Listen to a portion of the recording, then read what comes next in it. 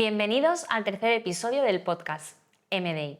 Hoy vamos a hablar de un tema muy interesante dentro de la odontología digital, la cirugía guiada en el sector anterior con carga inmediata. Para ello vamos a analizar un caso clínico concreto y para hacerlo me acompañan tres cirujanos especialistas en este campo que nos van a ayudar a abordar el tema y a compartir consejos clave. Hablaremos de todo el proceso, desde el diagnóstico, pasando por la planificación digital, hasta el tratamiento final. Imagina entrar en una consulta dental hace 40 años, moldes de yeso, radiografías en película y un entorno muy ruidoso. Ahora imagina entrar hoy, un escáner 3D, una pantalla táctil, una corona diseñada por una computadora en menos de una hora. Esto no es ciencia ficción, es odontología digital y es de la que podemos disfrutar ahora. ¿Cómo hemos llegado hasta aquí en tan poco tiempo? En apenas 3 décadas, la profesión ha cambiado más que en los últimos 100 años. La odontología digital no solo ha cambiado nuestra forma de trabajar, también ha cambiado la experiencia emocional del paciente y en muchos casos la seguridad con la que nosotros mismos trabajamos. Os voy a presentar un caso muy concreto, ¿vale? Y quiero que hablemos sobre ello. Se trata, por ejemplo, de un paciente varón de unos 30 años que sufrió un golpe desafortunado y como consecuencia presentó una fractura en la pieza 11. Ante esta situación, la única opción que podíamos considerar es la extracción de esa pieza y la colocación de un implante inmediato con carga inmediata. Me gustaría que, de forma muy breve, ya que solo tenemos 20 minutos de podcast, nos contéis cómo plantearíais la planificación de un caso así y qué opciones de tratamiento valoraríais. ¿Empezamos? Hola, soy Luca Librandi, he conseguido mi carrera en Madrid, pero trabajo y vivo en Roma. Hola, yo repito. Repite, David. Estoy aquí como en casa.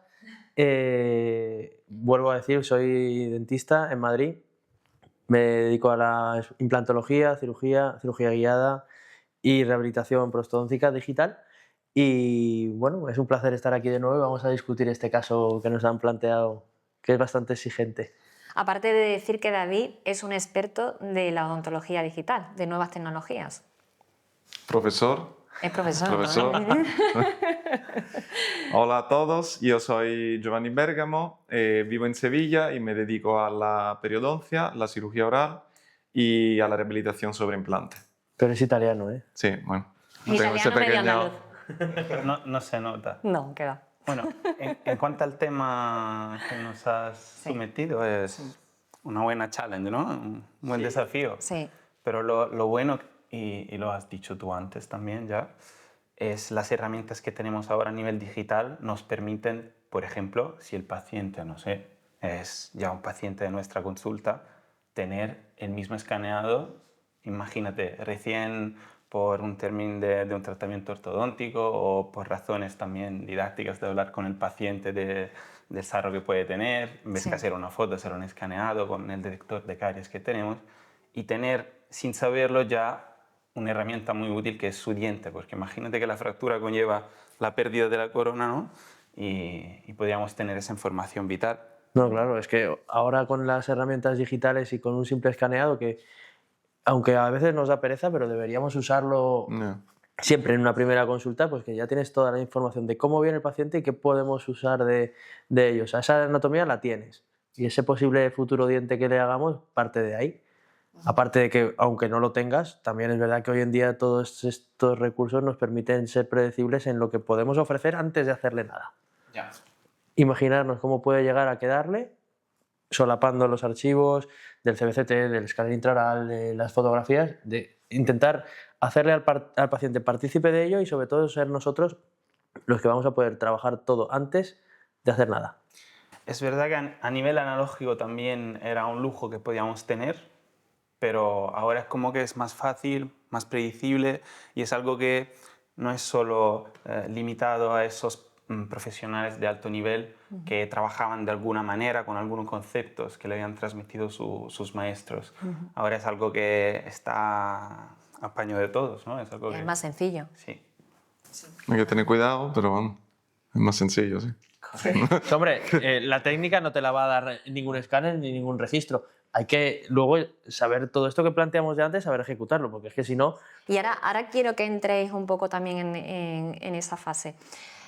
Vamos a empezar con la planificación. Por ejemplo, tú, Lucas, ¿qué es lo que sueles hacer ante un caso así? Yo vengo de una escuela un poco conservadora. Cuenta un poco de ti. Es que su padre es un pedazo de prostodoncista en Roma. Sí, bueno, he tenido el lujo de tener acceso a informaciones y a maestros a nivel protésico y estético que hijos de no dentistas, no odontólogos de ese nivel igual tardan años y cursos y invierten tiempo y dinero. Y yo he tenido el lujo de tener un buenísimo maestro a nivel estético en casa. David sabe de lo que hablo, porque creo que vive la misma situación. Sí, bueno, siempre es útil, no en este caso, en mi caso, de prostodóntico, sino quirúrgico, de que nos hemos ido apoyando de técnicas más avanzadas porque las tienes en un acceso más fácil que si tuviéramos que dedicarnos a hacer cursos en concreto para determinadas técnicas. Y lo bueno de Contáis eso, con esa ventaja. ya, y a diferencia de Giovanni, que pero tiene otras ventajas, tiene ventajas no profesionales. Bueno, Giovanni y yo coincidimos en eso un poco. Pero bajo el concepto, para volver al tema del caso que nos has puesto hoy, que por supuesto es un desafío increíble porque el central cíngulo a nivel protésico y tanto a nivel quirúrgico puede ser un desastre como un gran éxito. Es lo que más miedo da. Sí, sí, sí. Es Hombre, mucho un más tío de fácil. 30 años además, en fin.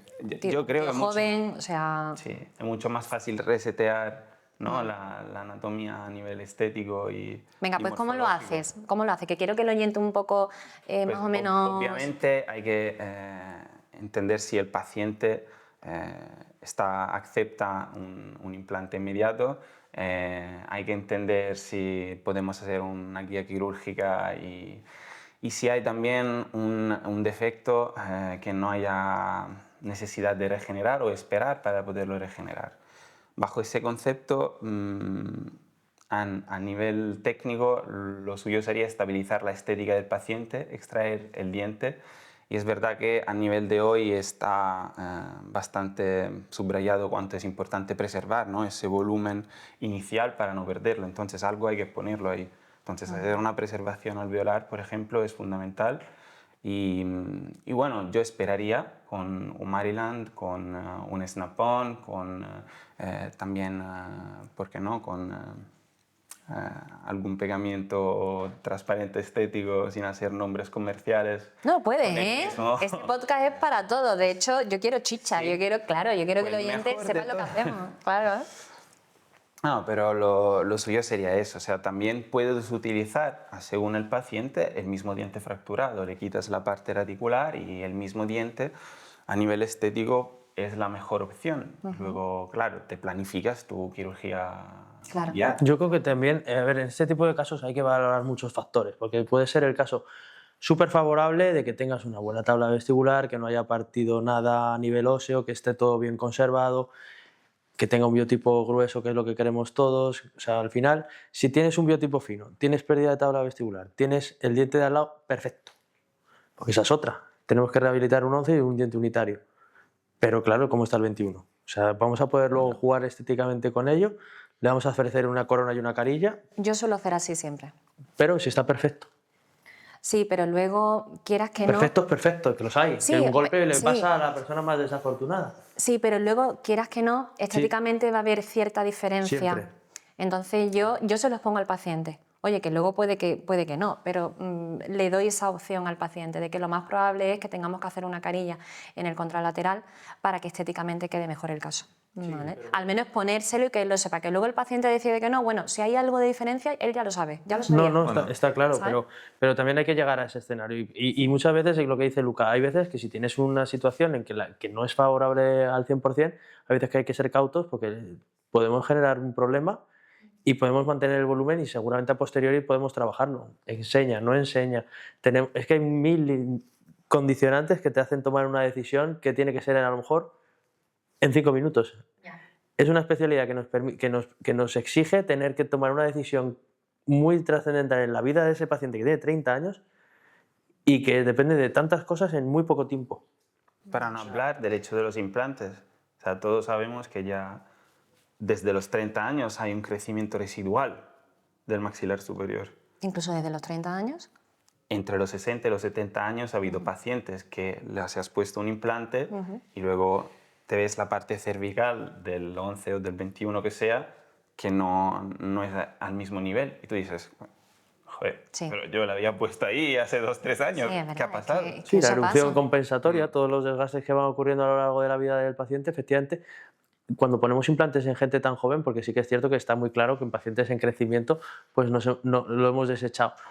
Pero es que un paciente con 30 años tiene que durar ese implante 60 años.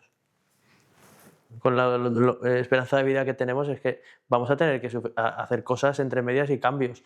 Pero También es verdad que ahora los implantes que se ponen son mucho más sí, pequeños, bueno, o sea que en un dado momento si estéticamente se crea un problema real muy descompensado, sí, está se claro. retira ese implante, que es una cirugía mínima, Hay que hacer las se cosas, coloca otra y se hay sabe. que hacer las cosas pensando en la reversibilidad. Ya. Entonces, evidentemente, pero para llegar a ese punto, efectivamente, hoy en día con las herramientas que tenemos sabemos dónde podemos colocar el hueso, el implante mesodistalmente, Vale, quiero que me apicocoronalmente. habléis un poco de eso, Giovanni, tú también, ¿vale?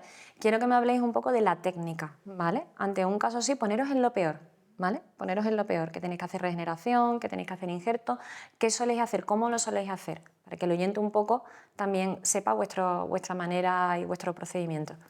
Bueno, yo empiezo por tomar la parte diagnóstica de tomar fotos, escáner y CBCT, que mando al laboratorio y empezamos con el encerado, la validación del diseño y el laboratorio me fabrica, bueno, yo coloco el implante, digamos, de forma digital, después el laboratorio me hace el encerado y me fabrica un provisional que luego yo capturo en boca. Entonces, ¿Cómo haces esa capturación? ¿Puedes hablar un poquito? claro, o sea, el provisional viene con un canal creado, pues, evidentemente con la misma dirección con el que está colocado el implante a través de la cirugía guiada. Y luego en boca se coloca un pilar y se captura el provisional, se crea el perfil de emergencia y todo, y se pule, se pule fuera de boca y se deja colocado. Toda la parte quirúrgica, evidentemente, pues luego, es verdad que la cirugía guiada ayuda, el provisional, si lo hace bien, fenomenal la preservación alveolar, el gap, el injerto de encía, pero también, por muy simplificado que esté todo, pues siempre te pueden pasar, se te puede partir la tabla vestibular, vamos, por ejemplo. O sea que Por ejemplo, puede tener, por ejemplo. Sí, podría a ser ver, una de las 24. O sea, que eso no hay que venderlo como que la panacea de me va a salir todo bien, porque Pero, hay que tener el cuidadito. paradigma ha cambiado un poco, ¿no? O sea, tú tenías que reaccionar a lo que te pasaba y ahora puedes planificarlo en manera medible con algoritmos matemáticos. Pero que la extracción puedes... la tiene que hacer mano.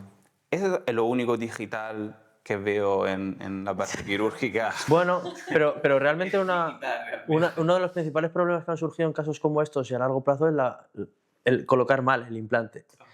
Cosa que con el digital y con la cirugía guiada es hoy por hoy un Muy imperativo complicado. en colocar el implante, si lo vas a hacer inmediato, con cirugía guiada, porque sabes dónde tienes que colocarlo y de ahí no va a haber ni trampa ni cartón. Luego, efectivamente, puedes tener tabla vestibular o no, que ya es el riesgo en el que tú quieras Claro. trabajar en tu consulta.